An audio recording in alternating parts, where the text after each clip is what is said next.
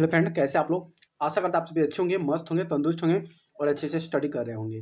चलिए फ्रेंड्स, आज हम इस वीडियो में कराने वाले हैं आपका पत्र निबंध, जो कि पत्र 5 नंबर के पूछे जाते हैं और निबंध जो होते हैं 10 नंबर के पूछे जाते हैं। तो 10 और 5 15, अगर इस टॉपिक को अगर बनाते हैं तो आपका 10 नंबर बनने वाले हैं। आप कहिएगा सर यही तो नहीं पूछता है। देखिए, क्वेश्चन ऐसा ही पूछेगा, जरूरी नहीं क्वेश्चन यही पूछेगा, बस वहाँ पे अलग अलग पूछेगा। ठीक है, तो यहाँ से जब आप क्वेश्चन कर लेते हैं तो आपका 10 नंबर एग्जाम में क्वेश्चन बनने वाला है। ठीक है, तो वीडियो को लास्ट तक जरूर देखिएगा। चैनल को सब्सक्राइब नहीं किए तो चैनल को सब्सक्राइब जरूर कर दीजिएगा, बेल आइकन को दबा दीजिएगा ताकि हमारे जितने भी नए वीडियो हो आप तक पहुँचा रहे हैं। तो चलिए यहाँ से हम आपको बता दें कि कैसे पूछे जाएगा क्वेश्चन। सबसे पहले यहाँ पे जो क्वेश्चन हम लिए हैं 3 नंबर क्वेश्चन। ठीक है, अब 3 नंबर क्वेश्चन क्या है लिए हैं आपको हम समझा देते हैं। सबसे पहले 1 से लेकर 100 भाग जो अ होता है फिर ब होता है। ठीक है, तो 1 से 1 नंबर में तो पूरा 100 क्वेश्चन होगा। क्या होगा? 100 क्वेश्चन होगा, जो कि ऑब्जेक्टिव क्वेश्चन होंगे। अगर हिंदी का होगा तो 100, साइंस का होगा तो 80 और सोशल साइंस का होगा तो 80 क्वेश्चन होंगे। लेकिन ये हिंदी का होगा तो 100 क्वेश्चन। लेकिन उसके बाद आता है 1 नंबर में, हो गया। दूसरा क्वेश्चन आएगा जिसमें आपका गद्य दिया रहेगा, उसको पढ़कर, पैराग्राफ दिया रहेगा, उसको पढ़कर फिर लिखना रहेगा। तो यानी कि 2 नंबर में वो आएगा, ध्यान समझ लीजिएगा। 1 नंबर में ऑब्जेक्टिव क्वेश्चन, 2 नंबर में आएगा आपका गद्य खंड। क्या आएगा? गद्य, जो पैराग्राफ बोलते हैं जिसमें पढ़कर लिखा जाता है। 3 तरह का रहेगा, क ख ग। 3 में से किसी में से सॉरी 2 रहेगा। कितना रहेगा?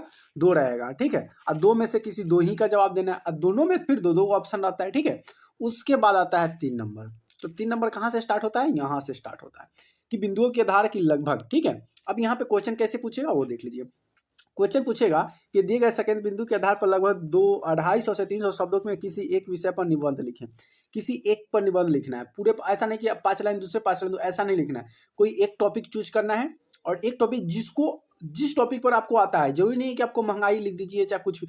जिस टॉपिक को आपको बहुत बढ़िया से लिख सकते हैं, बढ़िया से याद हो बना कर लिख सकते हैं, उस टॉपिक को आपको चूज करना है। सबसे पहले यहाँ पर ऑप्शन दिया हुआ है क में दिया हुआ है बढ़ते महंगाई। क्या है? क में दिया हुआ है बढ़ते महंगाई। बढ़ते महंगाई में जब लिखिएगा तो सबसे पहले भूमिका आएगा, महंगाई की परिवर्तन आएगा, महंगाई का जनजीवन आएगा, उपसार। उसी तरह से अगर दिवाली लिखते तो उसी तरह से भूमिका, दिवाली कब और क्यों मनाया जाता है, इसके लाभ क्या है, इसके हानि क्या है, इसके उपसंहार क्या है, ऐसे क्वेश्चन पूछेगा। उसी तरह से यहाँ पे ग है, प्रदूषण पे पूछ देगा कि प्रदूषण बताओ, या छात्रावास का अनुशासन पर पूछ देगा कि बताइए इस पर लिखिए 10 लाइन, या यहाँ से होली पर आ जाएगा। ठीक है, होली का समय आता रहता है, इसलिए होली का संभावना रहता है कि होली पे ऐसे आ जाता है। ठीक है, तो ये सभी क्वेश्चन आता है। लेकिन उसके बाद आता है एक क्या बताया, पत्र आता है। पत्र जिससे कि यहाँ पे लिखा हुआ है, अपने विद्यालय के प्रधानाचार्य के पास पत्र, 2 दिनों के अवकाश के लिए प्रार्थना पत्र लिखना है, 2 दिन को छुट्टी के लिए, या उसके अलावा पुस्तक मांग करते हुए 2 छात्रों के बीच का संवाद लिखना है। यानी 2 बीच के छात्र है, उनके बीच का संवाद, मतलब बुक मंगवाने के लिए बातचीत कर रहा है, तो ये लिख सकते हैं। ठीक है, अब आप हमको बताएंगे कि आंसर कैसे लिखना है, किस तरह का आंसर का जवाब देना है। तो सबसे पहले मैंने यहाँ पे एक चूज किया हूँ, क्या कि मैं दिवाली पर लिख रहा हूँ। ठीक है, आपको जिस पर लेख आता होगा आप उस पर लिख लीजिएगा। मैं आपको दिवाली पर यहाँ पे बता रहा हूँ। जैसे कि दिवाली में सबसे पहले भूमिका आ गया, दिवाली की क्या भूमिका है मनाने का। तो भूमिका, हमारे देश के प्रति अनेक त्योहारों मनाए जाते हैं। यह त्यौहार ईद, छठ, दिवाली, सुरक्षा बंधन, ओणम, विजयदशमी प्रमुख है। त्योहार के भारत की अनेक जाति बड़ी धूमधाम से मनाती है। इस त्योहार को दीपावली प्रमुख है। यह त्योहार हिंदू का एक प्रसिद्ध त्योहार है। ये मेन इसका भूमिका हो गया। अब इसका आता है दिवाली कब और क्यों मनाते हैं। अब ये भी तो भाई दिवाली तो मनाते हैं, लेकिन कब मनाते हैं, क्यों मनाते हैं, एक इम्पोर्टेंट बात भी तो हो गया ना। तो यहाँ दिवाली का पर्व कार्तिक महीना अमावस्या के दिन मनाया जाता है। शरद ऋतु के आरंभ होने के कारण मौसम अत्यंत सुहावना होता है। वातावरण में चारों ओर उल्लास और आनंद दिखाई देता है। दिवाली के उत्सव मनाए जाने के कई कारण हैं। पहला, कुछ लोग का कहना है कि इस दिन श्री राम रावण को संहार तथा लंका का जीत कर अयोध्या लौटे थे। संहार का मतलब उसे मारे थे। अयोध्यावासी ने श्री राम के लौटने पर संपूर्ण अयोध्या नगरी को दीप मालाओं से प्रकाशित करके अपनी प्रसन्नता को व्यवहार किया। तभी से प्रतिवर्ष यह त्यौहार मनाया जाता है। जैन धर्म के अनुसार यह दिवाली को एक पवित्र उत्सव मनाते हैं और उनके मतानुसार महावीर ने इसी तिथि को निर्माण प्राप्त किया था। देवलोक और वासियों ने उनके स्वागत में दिए जलाए। इस दिन श्री कृष्ण ने इंद्र के कोप में डूबते हुए ब्रज को बचाया था, इसलिए इसे दीपावली के रूप में मनाया जाता है। समझ में आ गया? अब इसके लाभ क्या है, दिवाली के लाभ क्या है मनाने का, लाभ क्या है ध्यान से देखिएगा। उपयुक्त प्रचलित धार्मिक कारणों से अतिरिक्त दिवाली उत्सव का एक अन्य महत्व यह है कि वर्षा के कारण गंदे हुए मकानों की सफाई आदि के लिए भी यह मौसम उपयुक्त है। खरीफ के फसलें भी इन्हीं दिनों घर में आती है और नया अन्न वैभव प्रतीत होता है, इसलिए धान की खोलों में भी लक्ष्मी गणेश की पूजा किया जाता है। और उस समय धान कट जाता है, धान कटने के बाद क्या होता है कि धान दूरे पर आ जाता है, घर में आ जाता है, और वहाँ से झोल झक्कर जो गंदगी होती है, तो इसके वजह से क्या होता है कि घर की साफ सफाई भी हो जाता है। तो लाभ तो होता है ना, फसलें नए नए आते हैं घर में, नए नए अन्न आता है, तो इस तरह से धान की लक्ष्मी पूजा भी किया जाता है, तो इस तरह से एक तरह का लाभ भी होता है। क्या इसका हानि भी होता है? तो जी, जब लाभ है तो हानि तो होगा ही।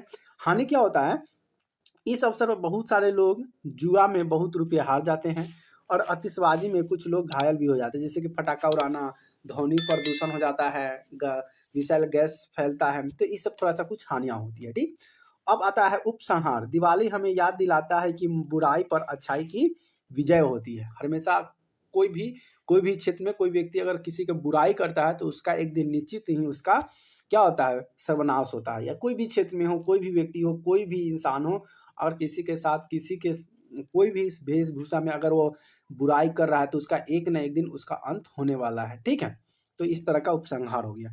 अब हम बात करते हैं, चौथा नंबर में क्वेश्चन था कि आप अपने प्रधानाचार्य के पास अवकाश के लिए 2 दिन को छुट्टी के लिए आवेदन पत्र लिखना है। तो देखिए लिखिएगा कैसे, ध्यान से वीडियो को देखिएगा ताकि आपको समझ में आ जाए। सबसे पहले लिखिएगा सेवा में, ठीक, फिर लिखिएगा प्रधानाचार्य महोदय राजकीय जिला उच्च विद्यालय। अब यहाँ पे हम दरभंगा लिख दिए हैं।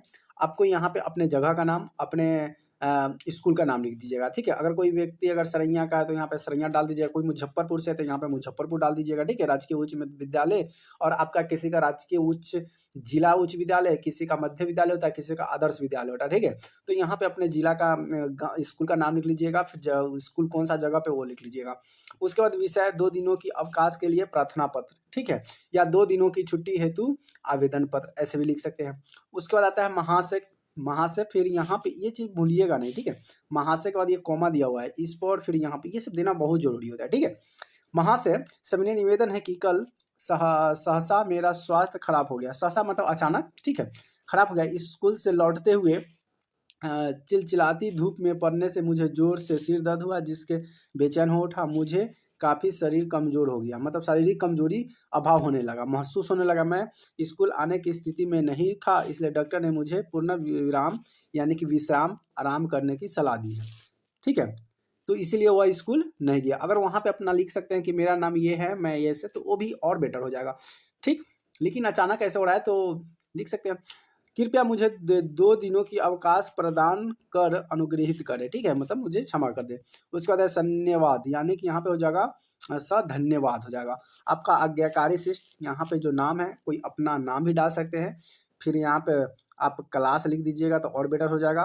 क्या हो जाएगा, क्लास, फिर रोल नंबर लिख दीजिएगा। यहाँ पे तिथि जरूर लिखिएगा, कौन सा तिथि को आप आवेदन पत्र दे रहे हैं वो तिथि यहाँ पे होना चाहिए। ठीक, ये तो हो गया पत्र का। अब आता है संवाद।